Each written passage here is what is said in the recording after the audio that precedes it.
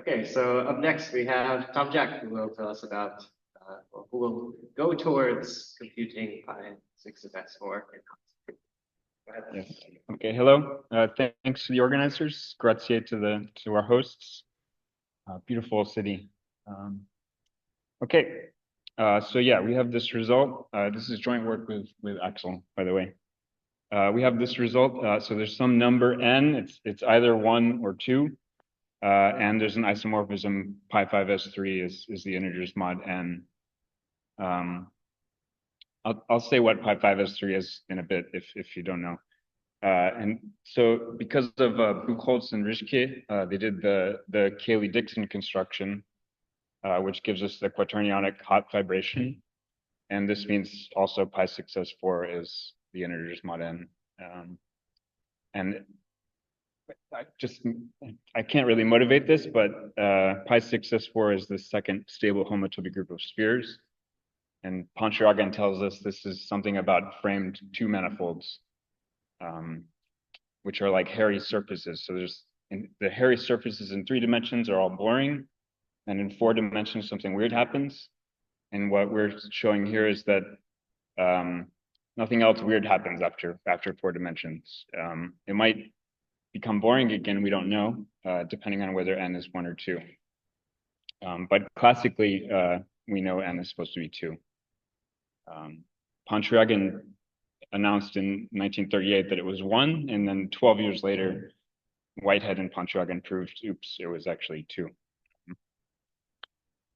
Okay, so yeah, I'm gonna go over a little bit of background, and then there are 2 classical constructions that we'll need.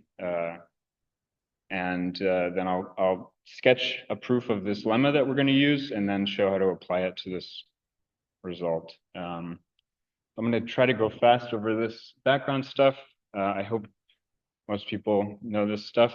We need pushouts, and Torsten, where are you? It's a higher inductive type, so you're welcome. But the details don't matter. But in particular, we need cofibers. So this is the pushout of a map F and the map to a unit. That's going to be important. And then we also need suspensions. So this is the pushout of 2 maps to unit. And we use a funny notation for the suspension. We have the North Pole, the South Pole, and the meridian. Yep. And so this lets us define the n sphere. You could start at Boole, say, so the 0 sphere is Boole, and then each next sphere is the suspension of the previous one. And then we can define the nth loop space as pointed maps from the n sphere. And this definition is nice because you can just post-compose for functoriality. It's not nice because then, so we want the nth homotopy group of a type. So we take the set truncation, and the group structure now is complicated, but basically it's just composition of paths. Axel mentioned it previously. Okay, yeah, we also need fibers. Hopefully you know what a fiber is. I guess Voevodsky defined it this way. And we need the notion of n-connectedness. So a type is n-connected if its n truncation is contractible, and a map is n-connected if all of its fibers are n-connected.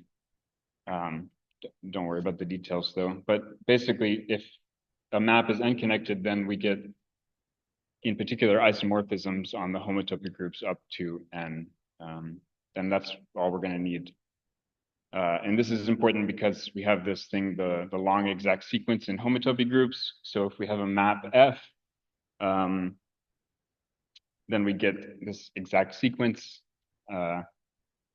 it relates the homotopy to the fiber, the domain, and the codomain. And you can kind of see why if the F is n-connected, the left column will be all trivial up to n, and then we get isomorphisms between A and B. Okay, so a little bit of history. So 2013, I had the old history. It was like 100 years ago or something. But so Licata and Schulman and then Licata and Berneri proved pi n Sn is Z.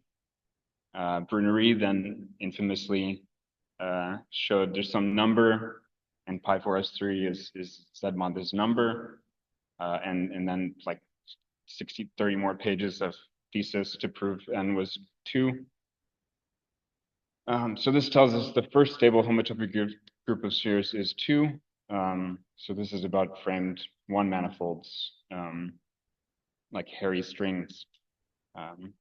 And this also means pi5s4 and pi4s2 are both Zmod 2. And we'll need that later. And recently, Ljungström and Morberg mechanized this in cubical Agda. And one of their proofs was computer assisted. So this is kind of like Brunerie's dream. They said there's some number n, and pi4s3 is Zmod n, and the computer reduced n to 2. And this was like genuinely computer assisted in that this proof was significantly shorter than the proof that didn't use this computation. So this someday we'd like to do this for our result, maybe. Okay, so now this is one of the 2 classical ideas we need. This is Whitehead's EHP exact sequence. If you know what EHP is, it's probably not that. This is something older. It's just an exact sequence. Don't worry about the details, but it's just an exact sequence between spheres. This E is the suspension, H is some Hopf map, and P involves the Whitehead product. But in particular, we can use this to get a surjection from pi4s2 to pi5s3. Don't worry about how, but you just take the case n equals 2. And so because we know pi4s2 is the integers mod 2, this means classically we would be done. Like if we have a surjection from the Booleans to pi5s3, and it's either the Booleans or 1. But constructively, this is saying that pi5s3 is finitely indexed, and we want to know that it's Bishop finite. So it would suffice to show that pi5s3 is non-trivial to construct an element of pi5s3 and show that it's not Ruffle, but we don't know how to do that yet.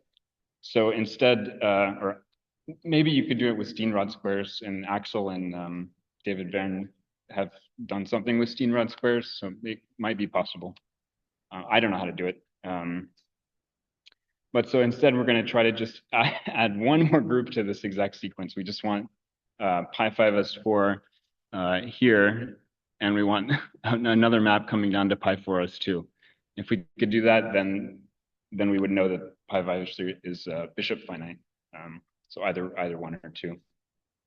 And side note, Kanye and some others, Buchholz and I can't remember, they had this exact sequence, and according to Lang 1973, it reproduces Whitehead's EHP sequence, but it also goes beyond.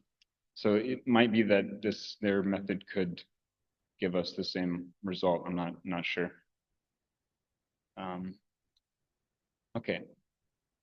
So the main idea that we're going to use is Gray's. It's related to Gray's relative James construction. So this involves the pinch map.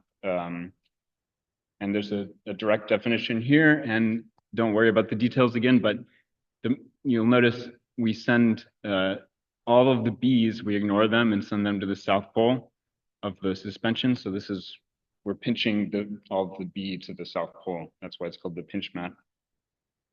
And over here, if you this is like the proof that the cofiber of the cofiber is the suspension, and the pinch map is the map that appears there in that proof.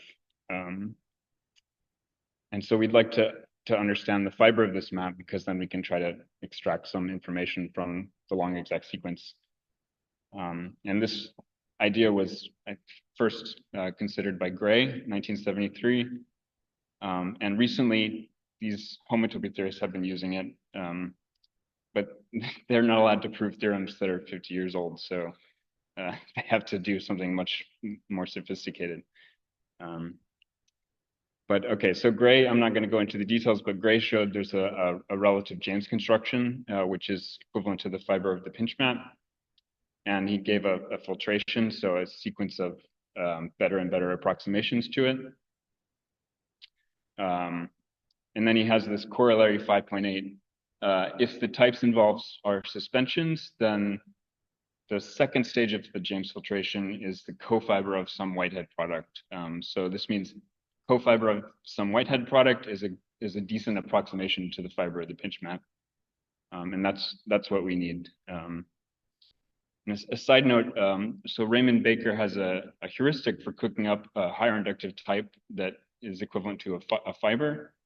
And this heuristic actually spits out the James construction, and you can glimpse this corollary 5.8, at least in special cases using this.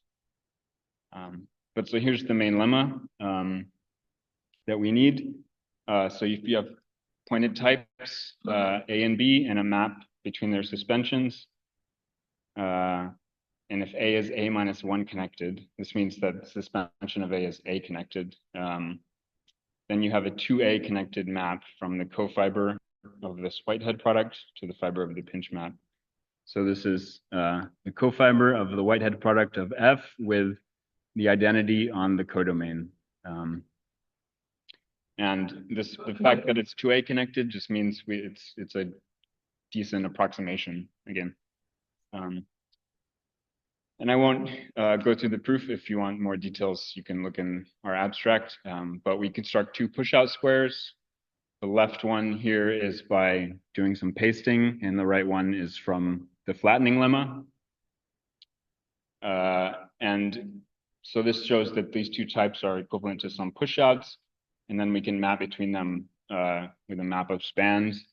This map of spans here, and it's just basically using the suspension and the inclusion of the wedge into the product. And in this case, those are both 2A connected, so the induced map is also going to be 2A connected. So that's the main lemma. Now we apply it to the Brunerie element, or the Whitehead square, which is a 3-loop in S2. This is the thing that computes to the Brunerie number.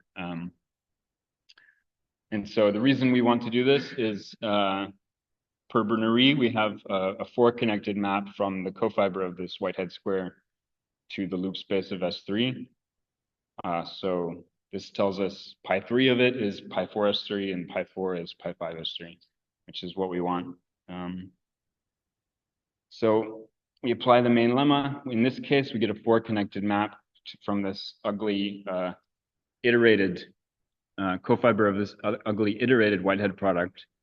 And so this means we get this exact sequence, and now we apply Brunerie's lemma, so we can change these middle groups to S3. And then now we need another lemma, and this is where we use Axel's result. I think we can also do this with the Jacobi identity, and we don't need Brunerie. But Brunerie tells us that this Whitehead square is 2 times the Hoff map. And with bilinearity, we can pull out the 2. And this thing lives in pi4s2, which is Z mod 2.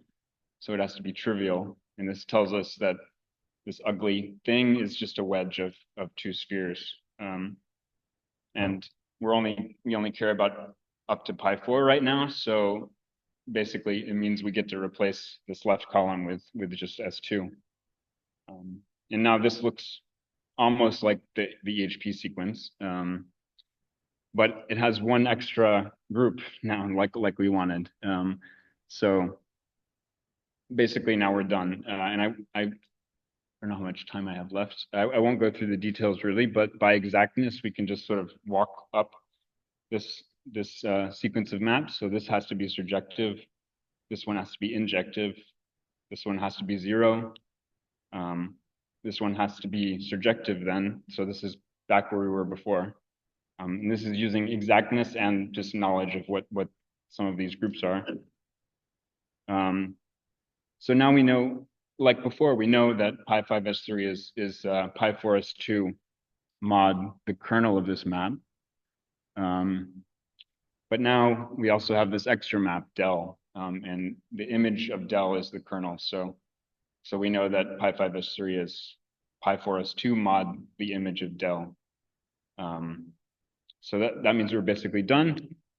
So these two groups are both Z mod 2. So there's some del from Z mod 2 to Z mod 2. And our number n is just, we plug in 1 and we write it as either 1 or 2 in Z mod 2.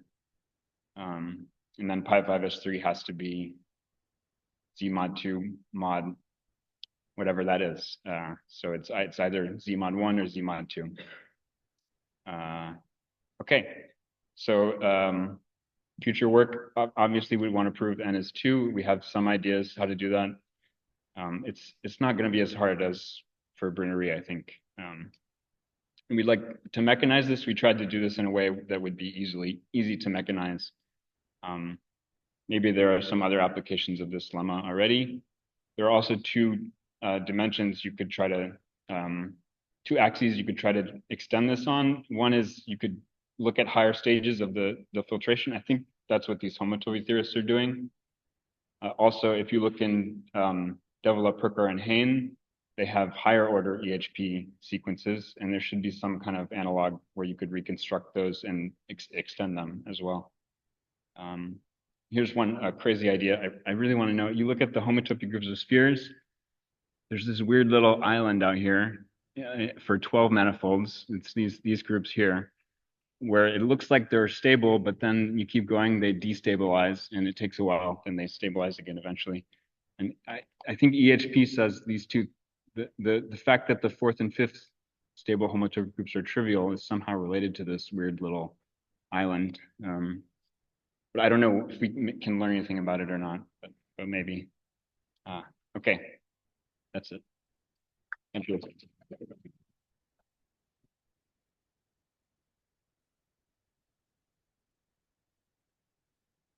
Have any questions? I can ask for some kind of clarification. So when you first showed this EHP sequence. Yeah, whiteheads. You're gonna ask. Okay, so yes.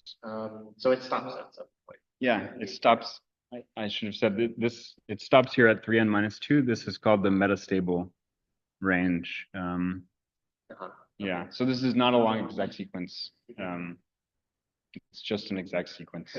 It comes from an exact sequence that goes all the way, but it's not with these types. And then at the end, if I understand correctly, at the end there's a trick where you get to stick this this pi4s2 on the end, and then it stops. Yeah. Anybody else? Okay, thanks. When you introduced the connected maps, you said that really the only important thing is that you get isomorphisms on the homotopy groups, right? For us, yeah. Right. So can you actually do this then for n equivalences rather than for n connected maps? Well, yeah. Yeah, I mean, the thing is, when we prove the main lemma here, in our proof so far, we're only using the fact that this is a 2A equivalence, this gamma map. However, when we finally get this exact sequence, this one here, you can actually go to, let me go to here. You could actually stick pi 5 of S2 wedges 5 on the end, and that would be the extra surjectivity, because this map is 4 connected, so it's surjective on pi 5. But we don't have any reason to do that, I guess. I don't know. It's kind of interesting that pi 5 S2 wedges 5 goes there, but we don't have any application. Okay, but I guess in the thing in Gray's result, you have a type which is, or was it A-1 connected? But because it's a type, I mean, this extra bit of surjectivity doesn't do anything, I guess. So. In that case, I'm not sure. Yeah. So the thing is, we need that it's A-1 connected to apply Freudenthal and the wedge connectivity lemma. So I don't know if we depend on the surjectivity. We would have to reprove Freudenthal, I guess, and wedge connectivity. So, but yeah, I don't know whether we actually need it or not. You're saying like maybe we could say if A is. For types, it's the same thing. Oh, it's the same thing. Right. Okay, so never mind. But so I think that's why it all goes. Thanks. Okay, still got some time. Anybody else? I can ask one more, kind of get your thoughts.